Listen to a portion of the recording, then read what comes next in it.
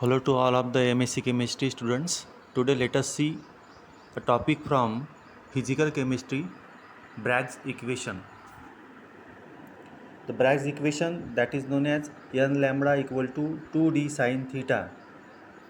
This is known as the Bragg's equation. Students, the electrons have wave properties that they can undergo diffraction from the surface of the crystals. Let theta be the angle of incidence, which is exactly equal to the angle of reflection of electrons from the surface of the crystal. D is the spacing between the crystal planes and n is the integer and lambda is the wavelength of the incident electrons. That is the equation n lambda equal to 2d sine theta, that is known as Bragg's equation.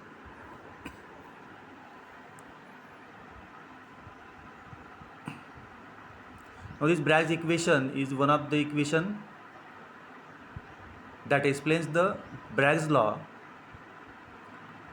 This is useful for the identification of molecular structure, and the crystals can be identified by using X-ray diffraction techniques, and it gives the relationship between the incident X-ray light and the reflection from the crystal surface.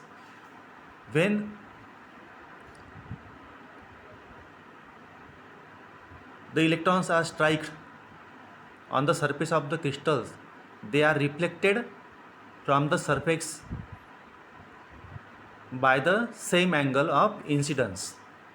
Now let us derive the Bragg's equation.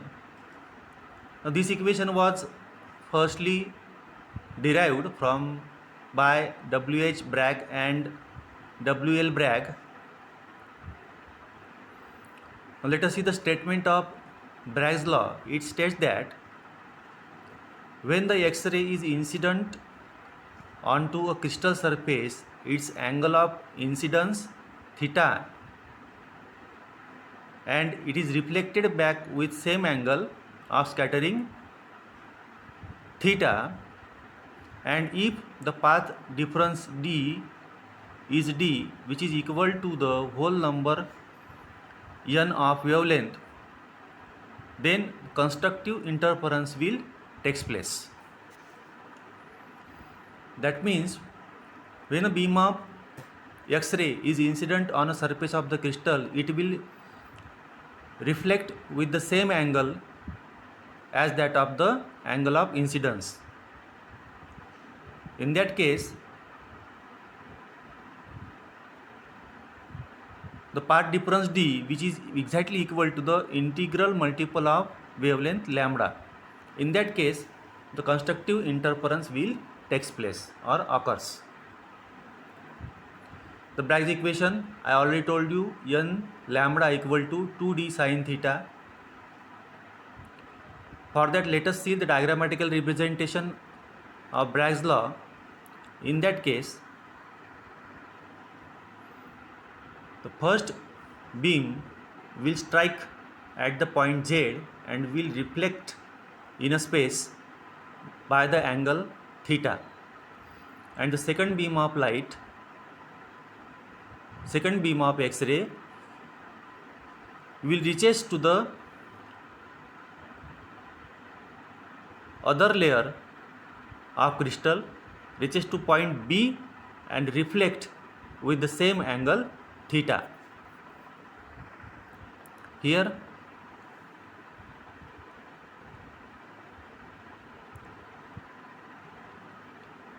a triangle AZB is shown. That AZB is nothing but this one structure. This is the AZB which is drawn here. Now let us see how the Bragg's equation is derived.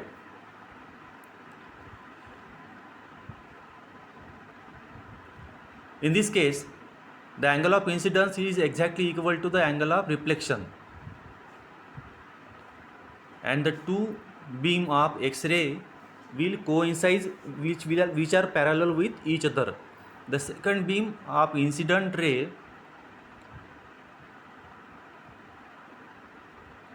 is exactly parallel to the incident beam 1 up to the point Z.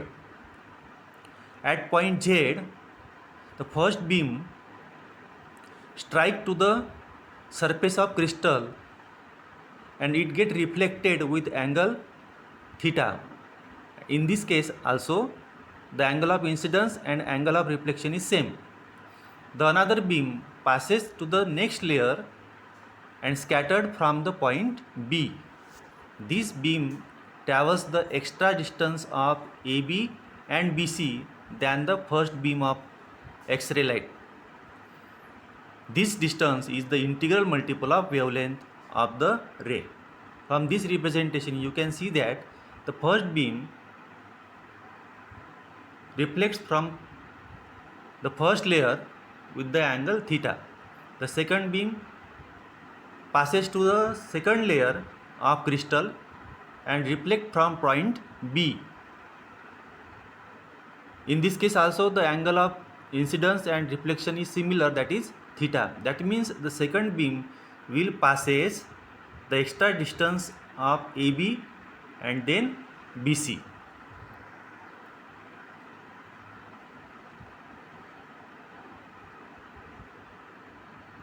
Therefore, this distance is integral multiple of wavelength, that is integer is n, wavelength is lambda, that means integral multiple of wavelength, that means n lambda, that are equal to AB plus BC. AB and BC, these are the distance traveled by second ray of light, but the distance AB, you can see from the diagrammatic representation, AB is exactly equal to BC.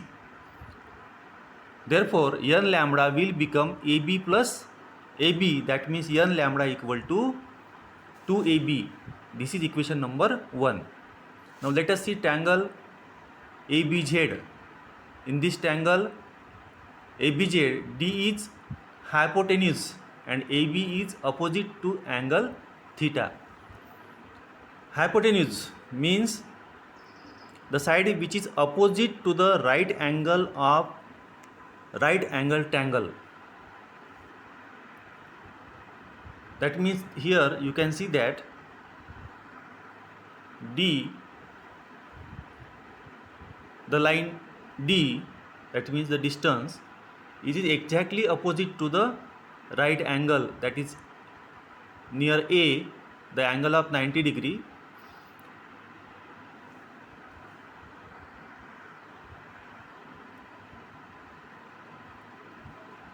And P we will consider as a AB because the line which is opposite,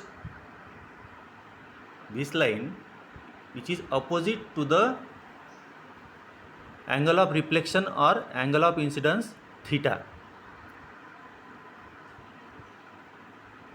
Therefore, in triangle ABZ, D is the hypotenuse and AB is the opposite to angle theta. Therefore, sin theta will be equal to P divided by H, where P is perpendicular, that is considered as AB, and H is the hypotenuse, that is considered here D. Therefore, sin theta will be equal to AB upon D. That means AB equal to D into sin theta. This is equation number 1. Put the value of AB in equation 1, then we will get n lambda equal to 2D sin theta. This equation is known as Bragg's equation.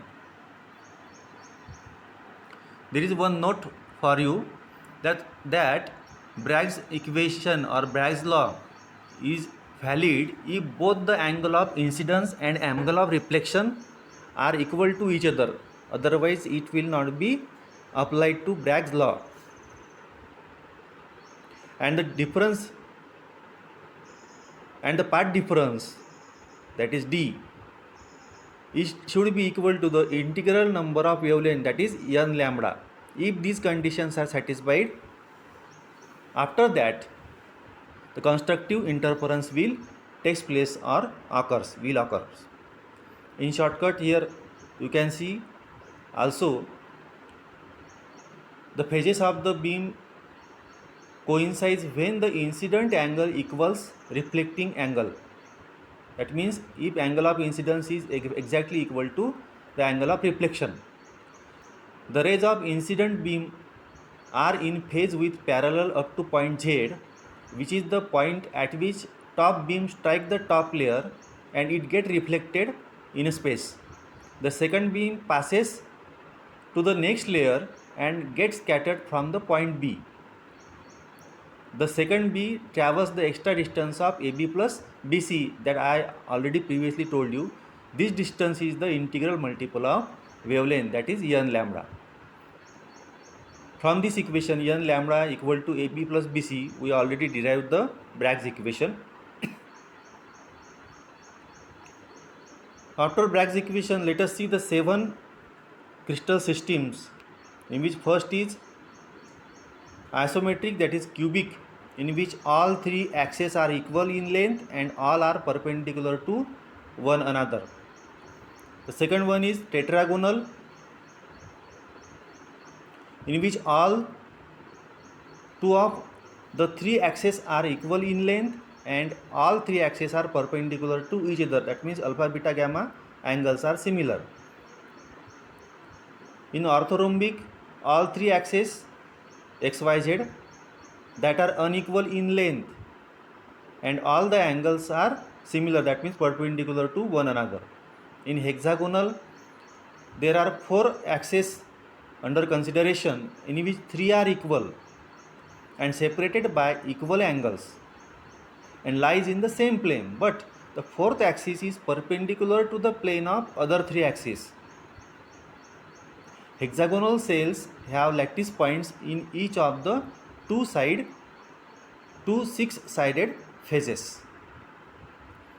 In monoclinic, all 3 axes are unequal in length and 2 axes are perpendicular to each other. That means the 2 angles will be similar. In rhombohedral, or that are also considered as trigonal, all the 3 axes have similar length and none of the axis is perpendicular to another, but the crystal phases all have the same size and shape.